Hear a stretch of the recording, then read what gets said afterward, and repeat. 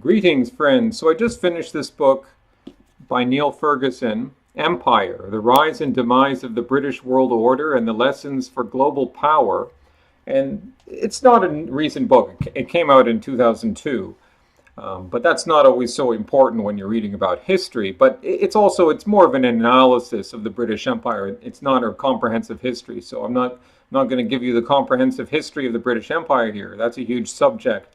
But I'm just going to try to borrow from Neil Ferguson's book and use my own knowledge and insight and to try to answer the two questions like how did such a small country of Britain, of the British Isles, how did that manage to control such a large extent of the world's territory and peoples, and what ended it?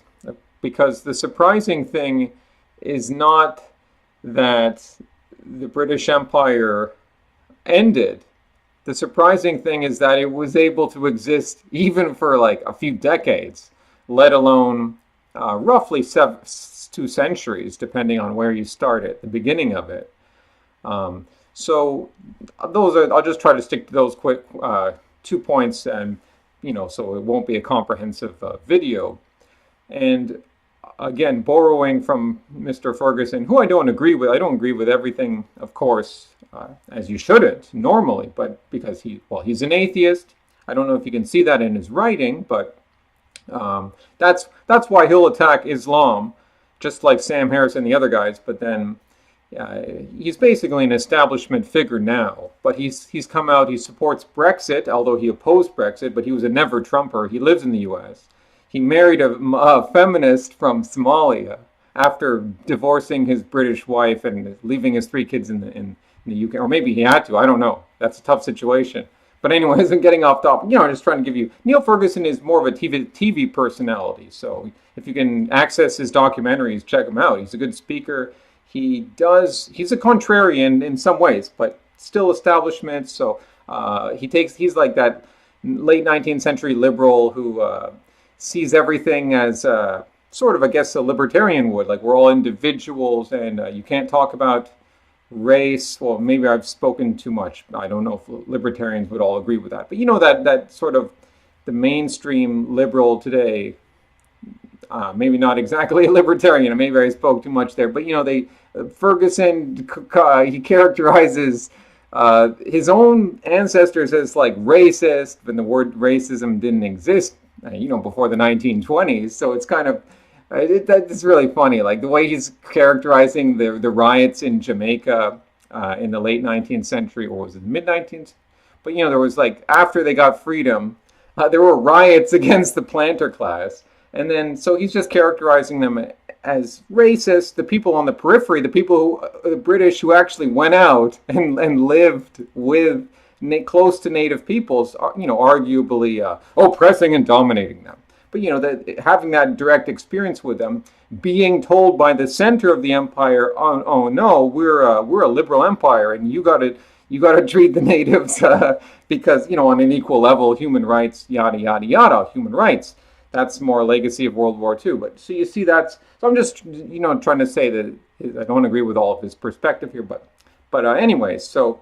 They were able to do it. The British were able to control this huge territory, number one, because they got their start through piracy in the early 1600s. Well, no, going back into the 1500s, because in those days, in the 16th century, it was Spain and Portugal who started out from Europe and had the first European empire outside of Europe, because they went to the Americas, and the Portuguese went all the way to Asia to trade with China and other places in there. And the Dutch went out before the English did. The Dutch were way more advanced. The Netherlands was more advanced. They developed the modern corporation with shareholders. They developed like modern sort of capitalism kind of, and the idea of they had colonies in East Asia before the English really had much at all, because the English were just like sitting on their little island and thinking, what can we do to get rich? And they had to steal silver and gold from the Spanish. That's all they could do. For a while, because they had Sir Francis Drake, Walter Raleigh, I believe, and then a few other And they were really good at just raiding the Spanish and plundering their ships, and eventually Spain had to adjust its strategy. But that's sort of how the British Empire got started in the sort of the 16. It wasn't until the 1600s, into the middle of the 1600s, really, that you got the sort of settlement on the seaboard of the U.S., which was sort of not valuable land back then because no one wanted to live there. You wanted to get the gold and silver in the Americas.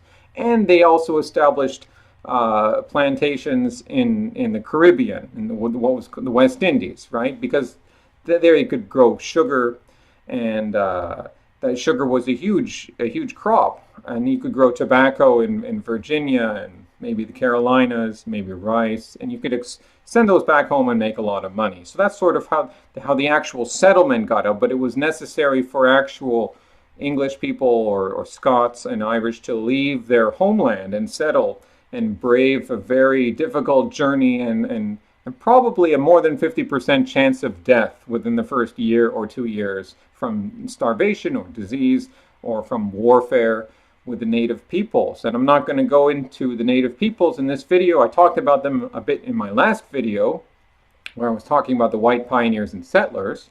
So that was more about Canada, but similar in North America. So there was the planter class that really formed the basis of the British Empire, and that was critical. That it was, as Ferguson points out, you have a real empire when you export your nation, because it's not just American hegemony, people having Coca-Colas and watching American television. It's like, no, you actually exported your blood line. White people are now out multiplying the Native Americans.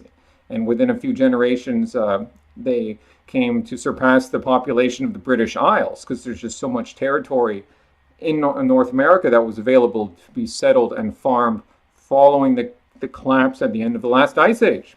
And then there were the missionaries, the Christian missionaries that went out, and they provided a huge role in expanding the British Empire, especially in Africa. Not really in Latin America because the Portuguese and Spanish they already had their empires there, and I guess sort of in North America, there weren't too many indigenous people to convert to Christianity. It was specifically Protestant Christianity in the case of Africa, and also in China. They never made such of a foothold in China, although many Europeans tried to Christianize China. There were repeatedly backlashes against that, because the state didn't really like that, but the state in China was getting weaker. But that was more later on in the 19th century. But certainly Africa, to this day, I did a video about a year ago about how do Islam and Christianity stack up to each other in Africa. Today they're still about 50-50, more or less. Some people say Islam could win over Christianity in Africa, but so many people are Christians in Africa today. And it's not all because of the British, because the French were there too, but mainly it was the British missionaries in places like Ghana, Nigeria, Tanzania. It's more about there's Muslims, but still a lot of Christians in Tanzania. I'm not sure about Kenya, but other countries too. It's not just as the French did this too, but specifically they went ahead and they spread not just Christianity, but the English language. And I have a funny relationship with Christianity. I think there's a lot of good in it. I think there's a lot of bad in it, or maybe not bad, but obscuring the truth. And once the church got organized, was it really about enlightening humans anymore? Sure, it's a different.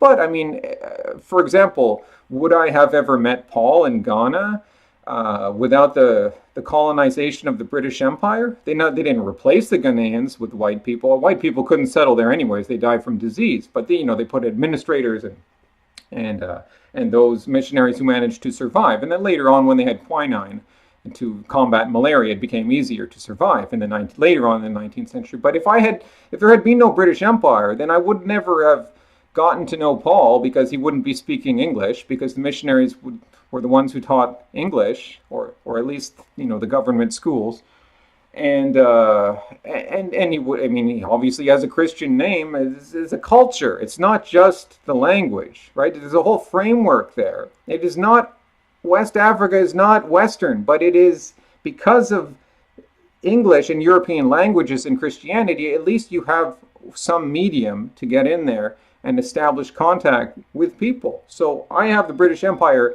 to thank for that. The doorbell went off there. That's a very random event. Anyways, this is a neighborhood where the doorbell almost never rings. But anyway, so the next reason I'm going to try to wrap up this video quickly is what Ferguson calls mandarins, government officials, very efficient bureaucracy. To manage such many hundreds of millions of people, even 100 years ago, I don't know if it was that many people, many, many millions of people from a relatively small island of 30 million, 20 million, depending on the time period. That's an amazing feat. And in India, with its huge population, won't say too much about how the British got into India, but they basically, through trading, were able to play off the natives against each other and then slipped into power already by the end of the 7 Years' War. Britain was fighting France, and at the end of that war in the 1750s, early 1760s, Britain had unquestioned control over India, which at that time also included what's today Pakistan and Bangladesh. India is very big, and Nepal too. All of that was India back then. It's all controlled by Britain, and I haven't even mentioned all their extent. Is Australia eventually began as a penal colony for convicts, send them away, and again, not too much in Latin America, just I believe Guyana. Correct me if I'm wrong, and then of course various Caribbean islands. The United States was was part of the British Empire, was part of the British culture before the Revolution, and because people would have still thought of themselves kind of as British or English around the time of the Revolution. So that was part of the British Empire before they lost it. But that was again before they even claimed Australia. So even after the American Revolution, the British Empire it could have withered away, but it actually found new life by expanding further. But anyways, India was a funny thing, so you should remember that it wasn't like India was ever free. The Mughals were controlling it before that for a few hundred years. So, and then when the British came, they were just like the latest people to control India. India hadn't been too successful. It never really expanded. There never really was an Indian empire. They seem always to be conquered by mostly Muslims or the Mughal. The Mughals that's related to Mongols, related to the nomadic raiders of Central Asia, the steppes. That you can never control those people because they have no natural boundaries. There will always be a chaotic place that can overrun civilization. It happened to China too. It happened to Eastern Europe as well. Anyways, so that organized. They had about 1,000 eventually. Toward the Indian civil service later on, and it was literally 1,000 bureaucrats, white bureaucrats, and then maybe some tens of, maybe a few more thousands of their Indian clerks and the guys doing the real work. And not to say that the administrators didn't have to work hard. They have to be down on the plains, sweating it out. They can't be in the hill stations enjoying the nice weather like the viceroy. No, they have to be down on the plains, and then more likely to die from disease or something like that.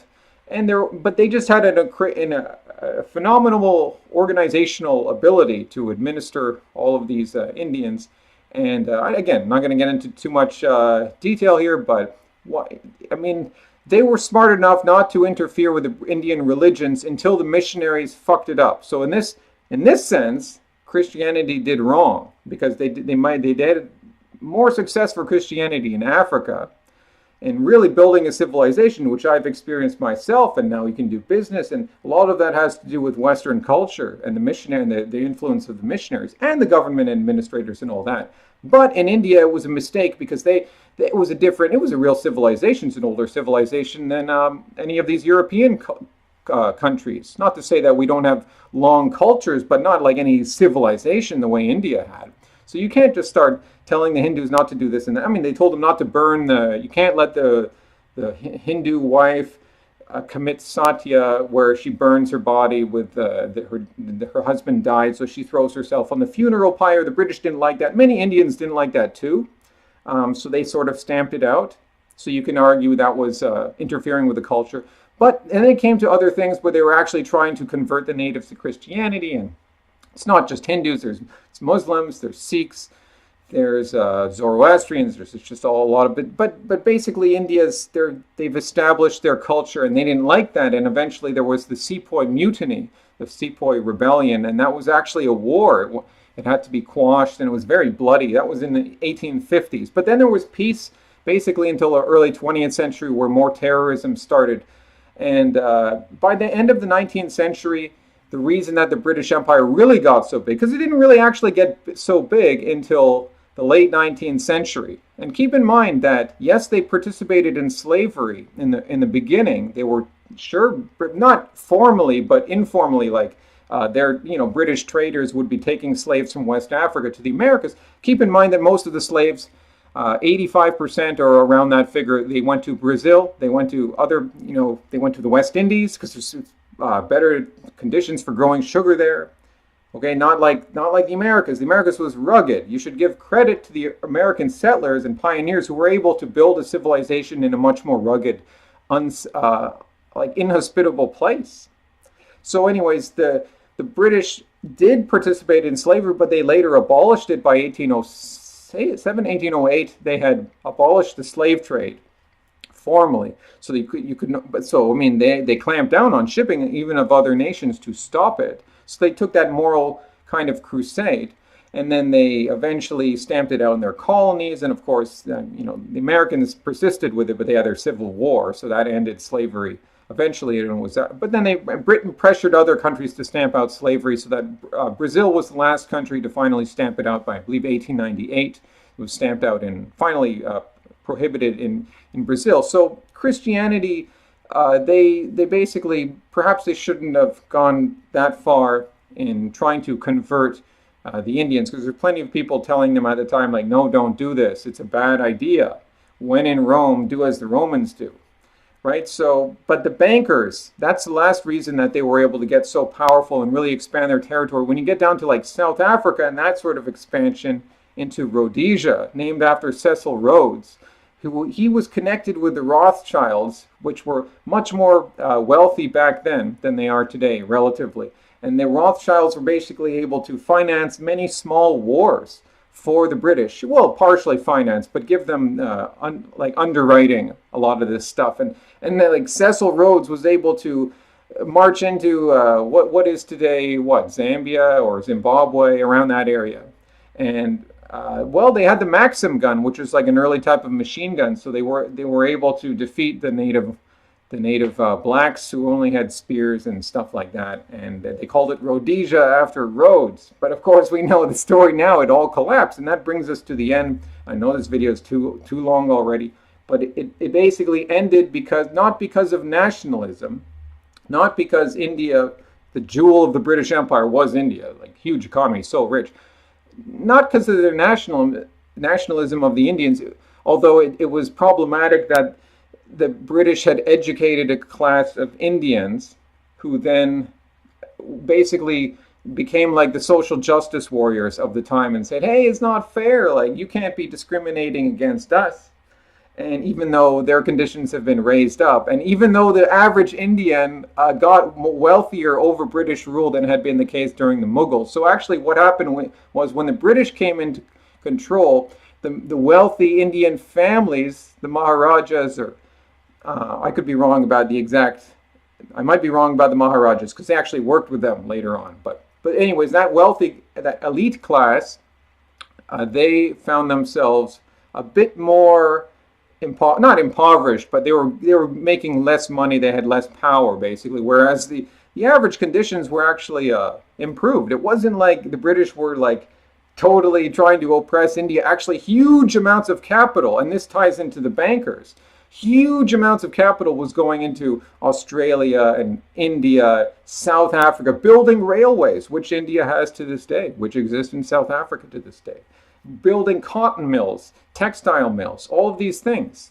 Sure, it would be slave-like conditions if you look at it from today's perspective. But I mean, honestly, based on the conditions that some of these people were living in, and I lived in India for three months, and yeah, it's not much different for many people than how it would have been a few hundred years ago, living in very, very poor conditions.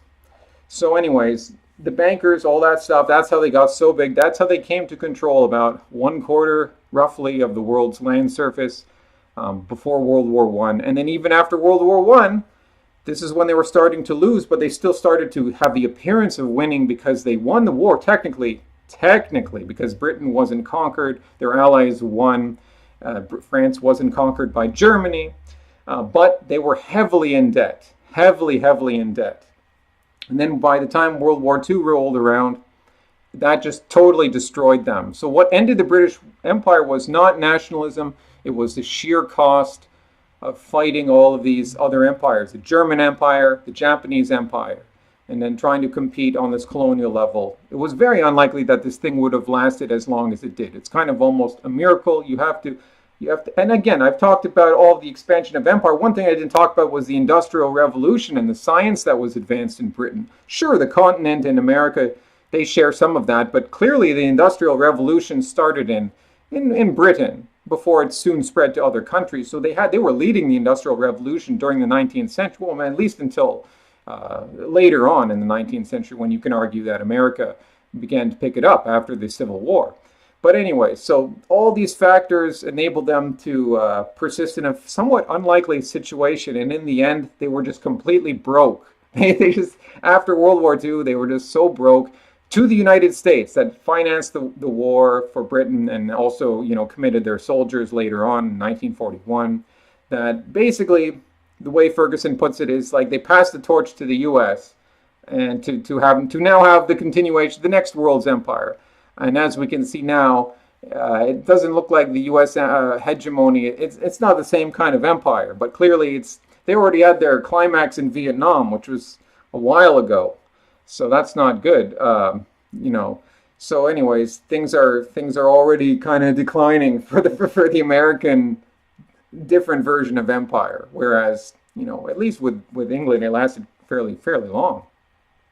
Hasta luego, amigos.